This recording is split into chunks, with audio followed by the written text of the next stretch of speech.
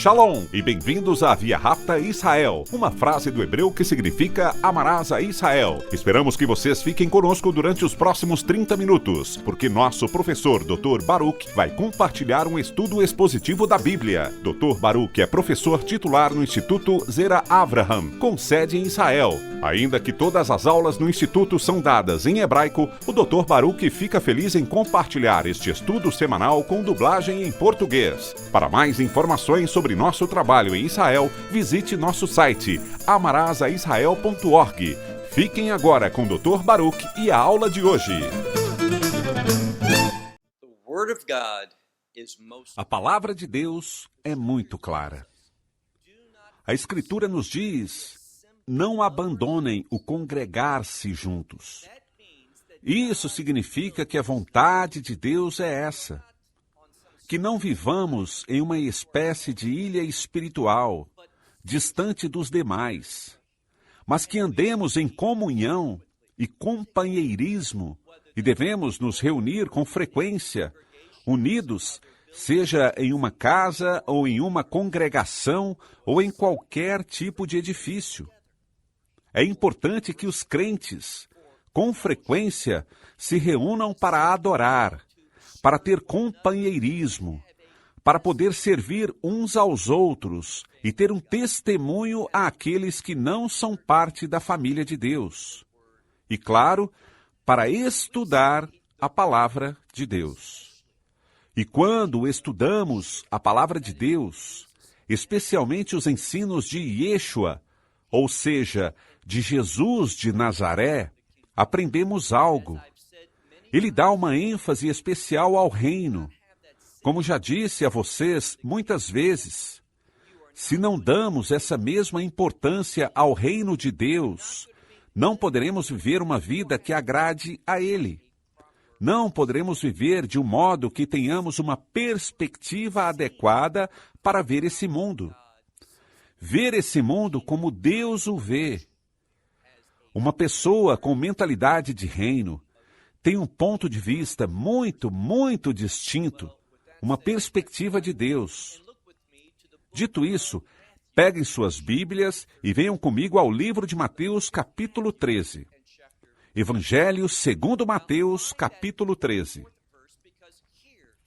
Vamos direto ao versículo 24, porque ali veremos que Jesus está nos ensinando, mais uma vez, com parábolas sobre o reino de Deus.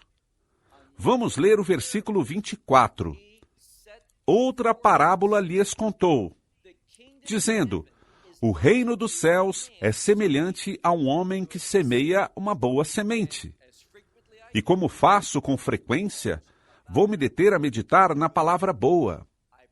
Em muitas ocasiões, compartilhei com vocês que quando vemos a palavra boa ou bom, tanto no Antigo como no Novo Testamento, essa palavra deve trazer às nossas mentes o conceito da palavra de Deus. Portanto, ele estava semeando uma semente que manifesta a vontade de Deus em uma determinada situação. E, portanto, quando essa semente é plantada em nossos corações, ou nós, como descobriremos mais adiante no livro de Mateus, nesse mesmo capítulo 13, nós somos a boa semente e, portanto, devemos estar dando bons frutos. Os frutos são nossas ações, se estão alinhadas à vontade de Deus. Não se deixe enganar, não siga esse ensino tão popular hoje em dia que diz: meu destino. E geralmente, quando as pessoas ouvem isso, já estão enganadas. Porque pensam que o que eles querem na sua carne, estão convencidos de que isso é a vontade de Deus. Mas não é assim. Eles têm sonhos nas suas vidas e pensam que esses sonhos foram dados por Deus, mas provavelmente não é assim.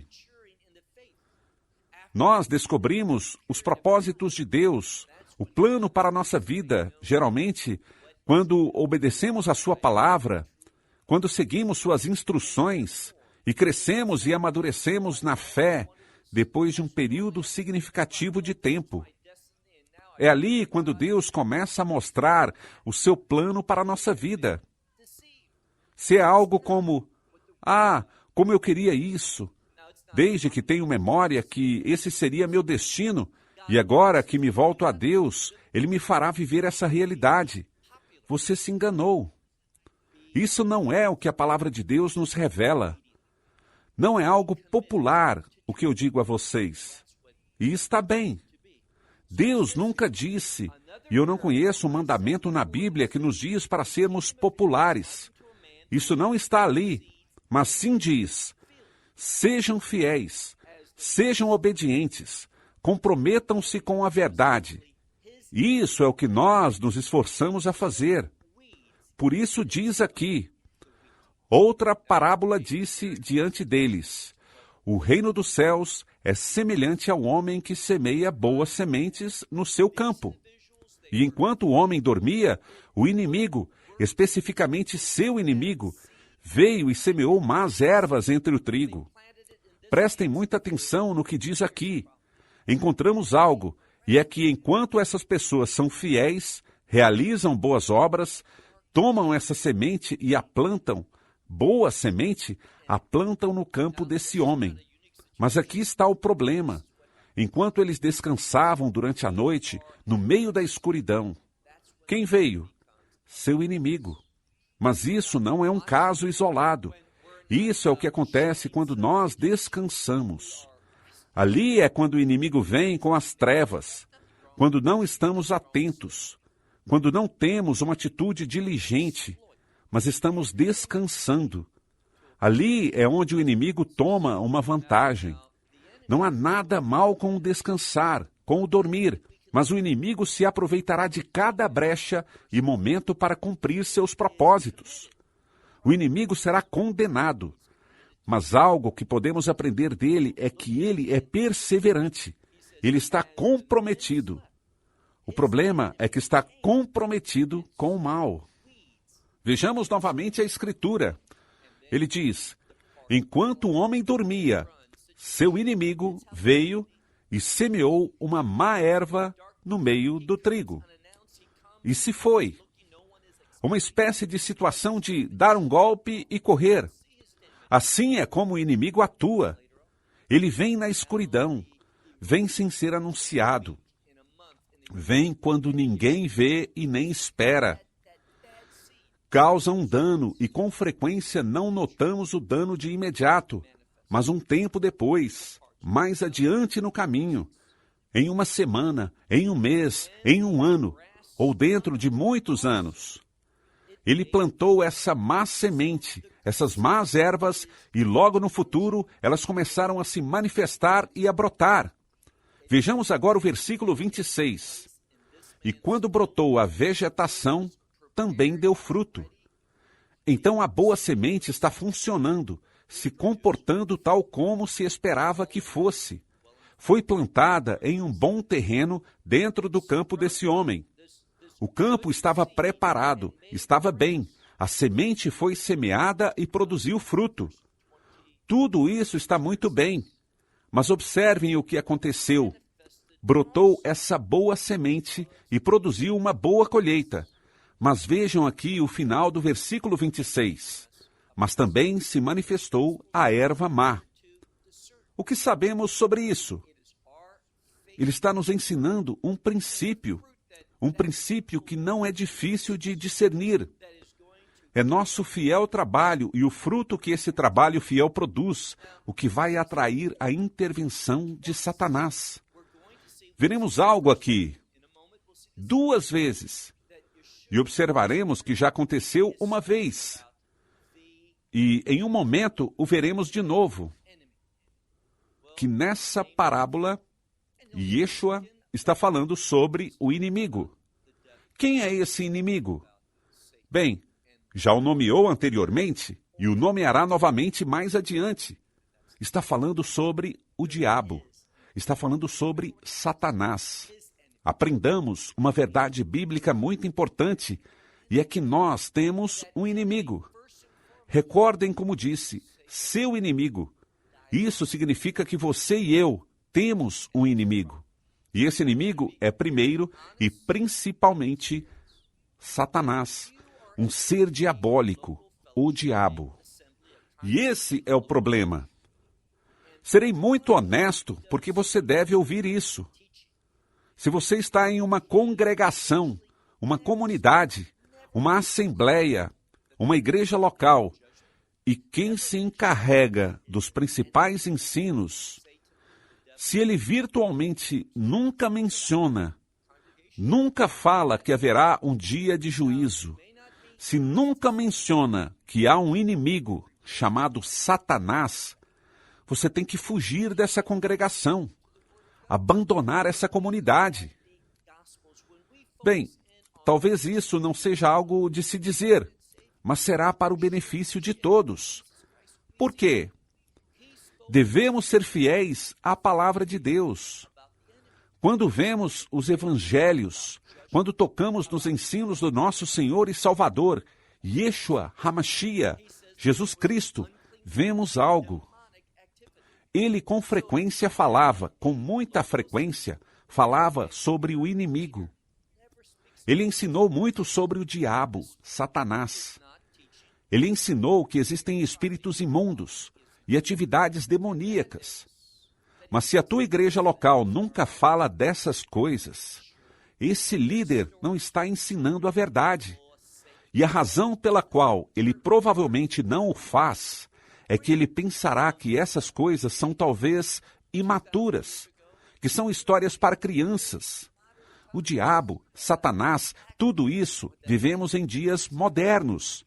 Não estamos em alguma espécie de cultura arcaica de 2000 anos atrás. Vivemos agora em tempos modernos. Bem, isso é exatamente o que o diabo quer que você pense. De que maneira ele trabalha? Quando nós dormimos, debaixo do manto da escuridão. Satanás se alegra quando as pessoas se esquecem dele, riem dele e fazem piada com a ideia de que existe um diabo. Sabe o que mais? Praticamente o caricaturizamos com chifres, com rabo, com orelhas pontiagudas e um tridente. Mas direi algo. Não sei como ele se parece, mas temos um inimigo que sim existe, e seu nome é Ha-Satã, o diabo. Devemos entender isso, e se não estamos operando com essa verdade em nossas mentes, seremos derrotados, e derrotados de uma maneira muito vergonhosa. Vejam o que diz aqui, versículo 27. Diz: os servos vieram ao dono do campo e lhe disseram: amo. Essa é a palavra, Senhor. Não era boa a semente que plantou no teu terreno? Portanto, como é que se produziu má erva? E o que ele respondeu? Versículo 28. Mas ele lhes disse, e quero traduzir isso de forma muito literal: artrós, antropós. Essas são duas palavras gregas. Mais uma vez, artrós é a palavra inimigo, e o termo antropós significa homem. Essa é a minha explicação. E essa é que hoje em dia, os tradutores, os mestres da Bíblia, todos aqueles que escrevem comentários sobre as Escrituras se tornaram muito casuais.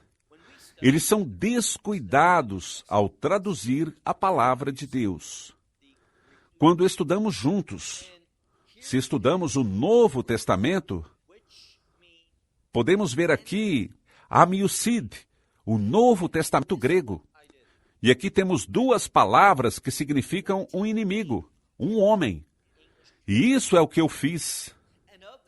Busquei 28 diferentes traduções em inglês, e dessas 28, sabem quantas realmente têm essas duas palavras? Um inimigo, um homem em sua tradução? Das 28, somente duas. As outras 26 simplesmente ignoraram essa palavra. E quando ignoramos essa palavra, perdemos um ensino bíblico muito importante, e é o seguinte: esse inimigo que com frequência usa uma aparência humana, seja de homem ou de mulher, temos que entender isso. que há um inimigo que está trabalhando e que com muita frequência usa um instrumento humano, um indivíduo, talvez alguém que nos agrada, algum amigo, talvez uma pessoa que nunca antes vimos. Ele usará qualquer pessoa para cumprir seus objetivos. Vejamos de novo nas Escrituras, versículo 28. Ele os disse, um inimigo, um homem fez isso. E os homens lhe disseram, você quer que as arranquemos? O que esses servos querem dizer? Muito simples. Estão dizendo, pode deixar que a arrancaremos, as extrairemos e as tiraremos do campo. Vamos batalhar contra o inimigo. Mas devemos fazer isso de forma apropriada. Notem o que o amo disse. Ele disse, não, deixem elas aí. Permitam que ambas cresçam juntas até o dia da colheita. E no tempo da colheita, direi a quem faz o trabalho da colheita, aos segadores, para que primeiro arranquem a má erva e as atem para lançá-las ao fogo, ou tiradas para que sejam queimadas. Mas recolham o trigo e coloquem no meu celeiro. Aqui temos uma dicotomia, uma separação que ocorrerá. Quando? No tempo final da colheita. E pronto, veremos que isso é ao final dessa era. Ele não está falando, aqui não aprendemos nada com respeito à nossa esperança bendita. Ele fala em parábolas, tende a falar em princípios gerais. Mas o que está falando nesse momento não é um ensino sobre o arrebatamento. O que ocorrerá, quando ocorrerá, de que maneira. Nada disso é o propósito dessa passagem. O fim dessa mensagem é revelado no versículo 24. Quando ele diz, e contou outra parábola a eles. O reino dos céus é semelhante a isso. Está falando sobre a natureza do reino dos céus. E há uma diferença entre o reino dos céus e esse mundo. Qual será? Nesse mundo está um inimigo. Ele está operando. Por isso está essa influência destrutiva ao nosso redor até o final. Até o tempo da colheita. Ele está nos ensinando da perspectiva do reino e fazendo uma distinção entre o reino e esse mundo. Assim que esse mundo, quando estamos atuando na vontade de Deus, produzirá a ação de Satanás. O inimigo virá contra nós. Podemos esperar isso. E devemos ser conscientes disso. E não podemos só estalar nossos dedos ou fazer outra coisa qualquer para que Satanás desapareça. Satanás não está atado agora, mas estará durante o reino milenial. Até esse momento, o que podemos fazer? Simplesmente seguir, servindo, trabalhando, obrando, produzindo fruto. Mas entendamos algo. Ele nos diz aqui, no final dos tempos haverá uma colheita. E no tempo da colheita, os segadores. Aprenderemos mais sobre isso avançando nesse capítulo. Os segadores sairão primeiro para recolher a erva má, as juntará e o que farão? As queimará. Só então o trigo será recolhido. Onde? Nos celeiros dele. Versículo 31. Outra parábola lhes referiu dizendo, o reino dos céus é semelhante a um grão de mostarda, que um homem toma e o planta no seu campo. Agora ele está nos ensinando algo mais sobre o reino de Deus, os obreiros do reino de Deus. E deu essa semente para os obreiros, sua palavra, sua vontade. Aqui diz que o reino dos céus é semelhante a um grão de mostarda. Lemos agora o versículo 32, a qual é a menor das sementes, mas que quando cresce se converte na maior de todas as demais plantas. É maior que as plantas, ou a maior das plantas, chegando a se estender e se converter em uma árvore, ao ponto de que as aves dos céus podem vir e habitar em seus galhos. Por isso vemos que apesar de o reino dos céus possa agora mesmo, aos nossos olhos, possa parecer algo pequeno, talvez a todos os reinos do mundo nesse momento. As pessoas do reino de Deus parecem os menores, mas isso é agora, nessa época. Mas virá uma mudança em um tempo, quando essa semente de mostarda houver crescido. Sabem o que é interessante? Que essa palavra, para haver crescido, está na forma passiva. Significa que algo deve acontecer para que esse crescimento ocorra, para que alcance sua plena maturidade. Quando isso ocorre, se converte não em algo parecido às demais, porque as demais são somente plantas, mas no jardim. Muito importante, jardim. O que vem à tua mente?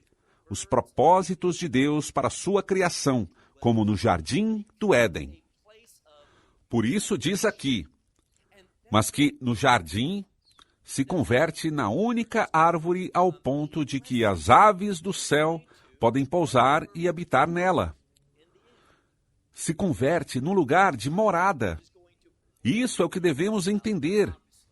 Que nossa obra se converterá em uma bênção e nosso trabalho produzirá, ao final, o reino de Deus. Ele fará com que aconteça. Ainda que, obviamente, é o Messias quem estabelece o reino, não nós. Mas nossa obra terá um papel nesse cumprimento da profecia. Essas promessas de Deus que se farão realidade por meio da nossa obediência. Tudo isso será de bênção para outros. Vejamos mais uma passagem.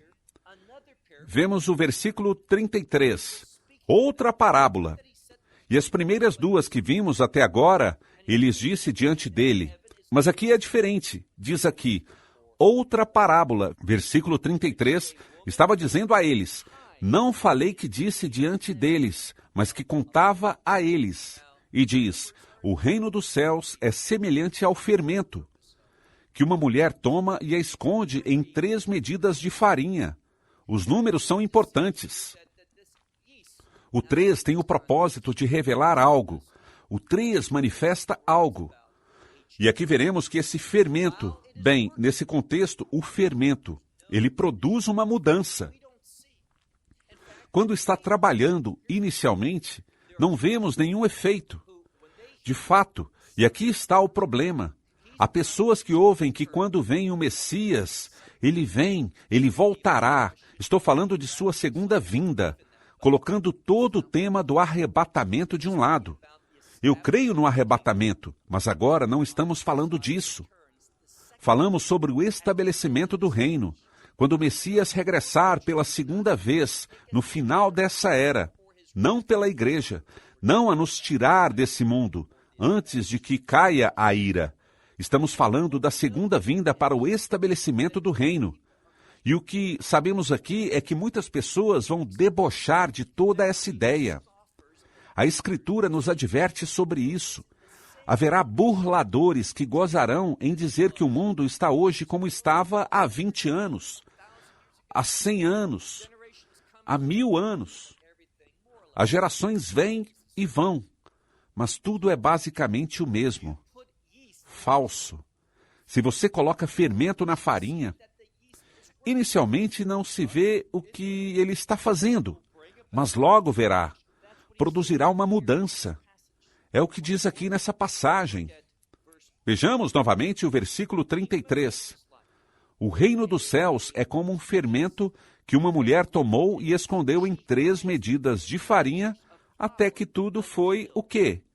Fermentado. Ele funcionará, atuará, levará a cabo seu objetivo. mas só será até que chegue a toda a farinha, a todo mundo, e só então veremos a mudança. Por isso, serei bem claro sobre isso. Pode ser que você veja esse mundo e não note evidências de que a vinda do Messias se aproxima. Vivemos em um tempo profético e há coisas que estão acontecendo. Não vemos os efeitos do reino, mas vemos eventos que nos dizem, ou que dizem a uma pessoa que estuda as profecias, que o reino está próximo. E há muitas coisas que deveríamos estar observando e para as quais necessitamos discernimento. Uma delas é a perseguição aos crentes que está crescendo hoje em dia. Também o antissemitismo está crescendo esses dias. E vemos outro importante indicador de que os tempos finais estão se aproximando. Está crescendo cada vez mais a tendência de chamar o que é bom, ou seja, o que é agradável e alinhado à vontade de Deus, aos propósitos de Deus, qualificar tudo isso como algo mau. Enquanto que ao que de verdade é perverso, é chamado de algo bom. Se você está ouvindo a minha voz e recebendo esse ensino, esteja seguro de algo. Não é um acidente. Deus está falando com você através da sua palavra. Não é porque seja eu quem estou falando, mas é pela palavra ungida e herdada de parte de Deus. E quando lemos as Escrituras de hoje, deixe que essas Escrituras entrem em sua vida e deixe que elas trabalhem assim como esse fermento afeta toda a massa, toda a porção de farinha. Permite que ela também permeie todos os aspectos da tua vida. Que você se converta em uma pessoa cuja palavra de Deus, o Espírito de Deus, a verdade de Deus, o poder de Deus, a provisão de Deus tenha tomado por completo em cada aspecto do teu ser. Que você se converta em uma nova pessoa, em alguém com mentalidade de reino, quem caminha não na vaidade dos seus próprios pensamentos e desejos, mas que você possa se apropriar da verdade de Deus, que se compromete com a vontade de Deus e está cumprindo com os propósitos de Deus. Fazendo isso, sentirá um grande gozo na tua vida e o desfrutará. Até a próxima semana, quando compartilharemos mais sobre esse ensino. Esperamos que você tenha desfrutado da aula de hoje e que possa compartilhá-la com outros. Te convidamos a participar e nos acompanhar a cada semana, a esta hora e por este canal, em mais um episódio de Amarás a Israel. Para mais informações em português, visite amarasaisrael.org, onde encontrará muitos outros estudos realizados pelo Dr. Baruch. Até a próxima semana. Que Deus, nosso Messias e Yeshua, nosso Senhor Jesus Cristo, te abençoe durante a sua caminhada com Ele. Shalom, desde Israel.